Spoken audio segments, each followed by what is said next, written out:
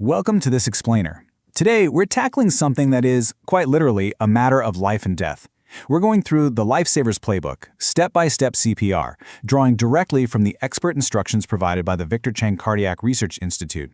My goal here is to give you a really clear, structured understanding of exactly what to do in a cardiac emergency. We're going to break down the pure mechanics of saving a life so that if the moment ever comes, you're ready to act with absolute confidence. Picture this. What do you do if someone suddenly collapses right in front of you? They're on the ground, and they don't seem to be responding at all. It's a high-stakes, terrifying scenario, and it can happen anywhere, at the grocery store, at work, or even in your own living room. In those first few critical seconds, panic is the absolute enemy. What you need is a definitive plan of action, and that's exactly what we're going to build together today. So here's our Lifesavers Playbook. We're going to move sequentially through 6 phases: assessing the situation, sending for emergency help, checking the airway, performing chest compressions, delivering rescue breaths, and finally, managing the handover. Just having this checklist in mind really helps calm the panic. Let's walk through it. Okay, let's dive into this. Phase 1, assessing the immediate situation, focusing on safety and response. The split second someone goes down, your adrenaline is going to completely spike, right? Your very first instinct might be to just dive onto the ground next to them. But hold on. Step 1 requires absolute discipline. Ensure there is no danger. You've got to secure the scene first. Because think about it. If you put yourself in danger, you simply can't help the patient. Once you know for sure it's safe to step in, you immediately hit step 2. Check for a response. You really need to know exactly what you're dealing with. So, how exactly do you check for that response? Well, you're going to use both verbal and physical cues. First up, ask loud, really clear questions. Say something like, "Hello, can you hear me? What's your name?" If you get nothing but silence, you get physical. Give their shoulders a good pinch to see if that stimulus gets a reaction. Ask them to squeeze your hands. If you do all of this, the shouting, the pinching, the squeezing, and they are completely unresponsive, you've got a major emergency on your hands. That brings us to phase 2, sending for emergency help and triggering that vital chain of survival.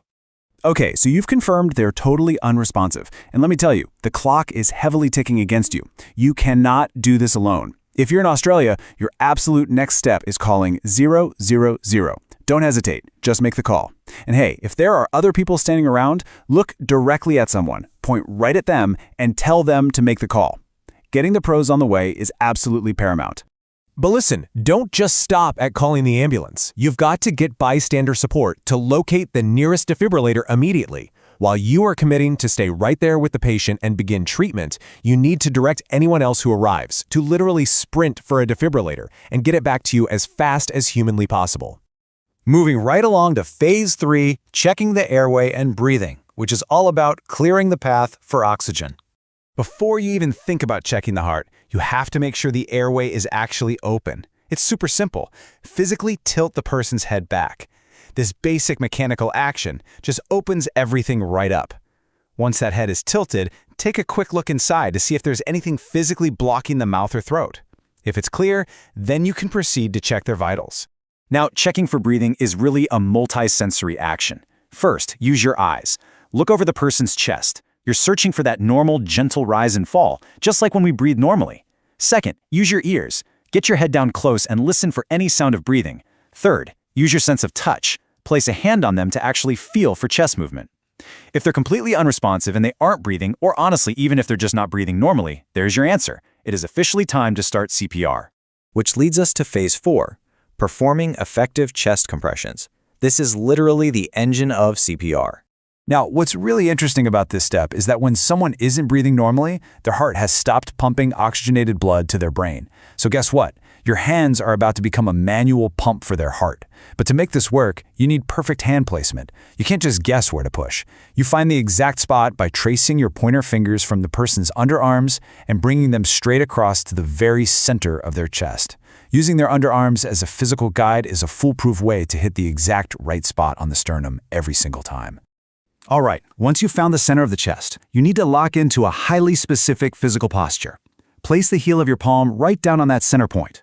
Keep your arms completely, totally straight. Interlock your other hand right over the top and literally lean your body weight over the person's chest.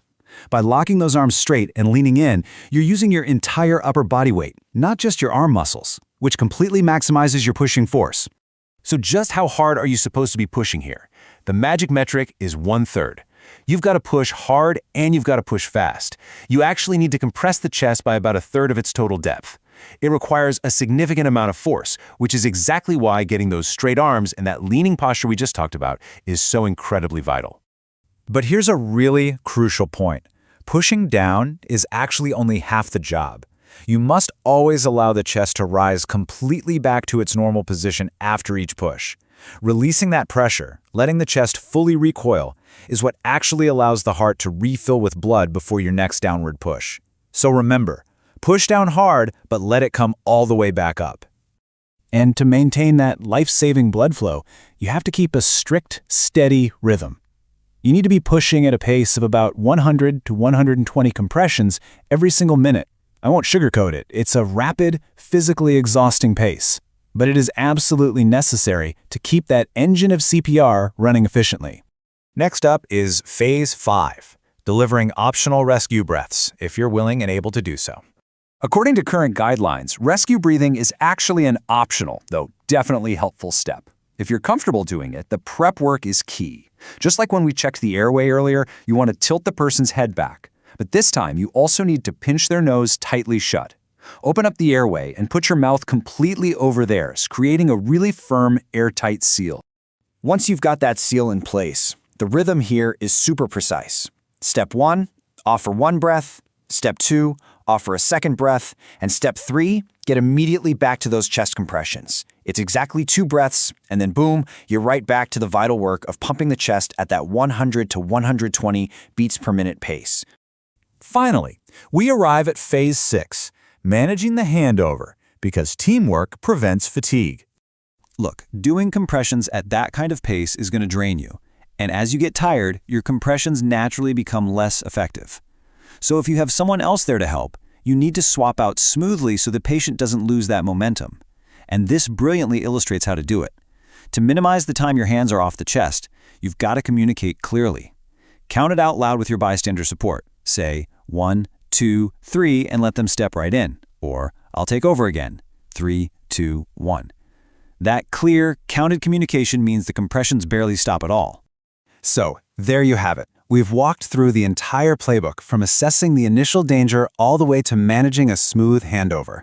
But I want to leave you with this final, truly empowering thought. CPR can save a life. By understanding this basic structure, clearing the airway, committing to those deep compressions, keeping the rhythm, you are holding the most powerful tool there is in a cardiac emergency. So I'll ask you this. If the moment ever comes, are you ready to be the heartbeat that literally saves a life?